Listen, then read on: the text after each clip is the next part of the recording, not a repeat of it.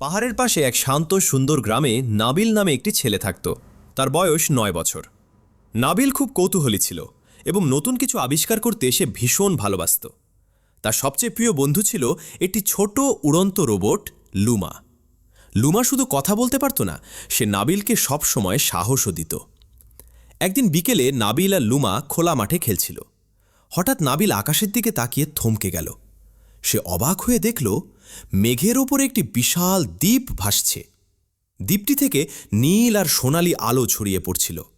নাবিল বিস্মিত হয়ে বলল, লুমা, ওটা কি? লুমা উড়ে এসে বলল, নাবিল, এটা সাধারণ দ্বীপ নয়, এই দ্বীপে বড় এক রহস্য লুকিয়ে আছে। নাবিলের মনে ভয় আর উত্তেজনা একসাথে জেগে উঠল।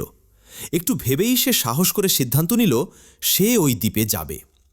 ঠিক তখনই মাটির ভেতর থেকে আলো ঝলমল করে একটি জাদুকরী প্ল্যাটফর্ম উঠে এলো। নাবিল আর লুমা ধীরে ধীরে সেই প্ল্যাটফর্মে উঠল। মুহূর্তের মধ্যেই প্ল্যাটফর্মটি আকাশের দিকে ভেসে উঠল।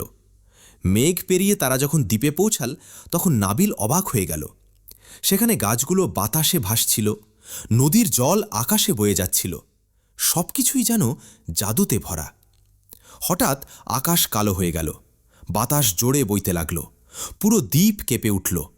নাবিল ভয় পেল, কিন্তু সে লুমার হাত ধরে শক্ত করে দাঁড়িয়ে রইল।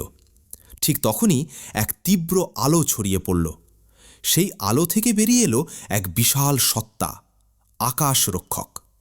তার শরীর মেঘ আর আলো দিয়ে তৈরি।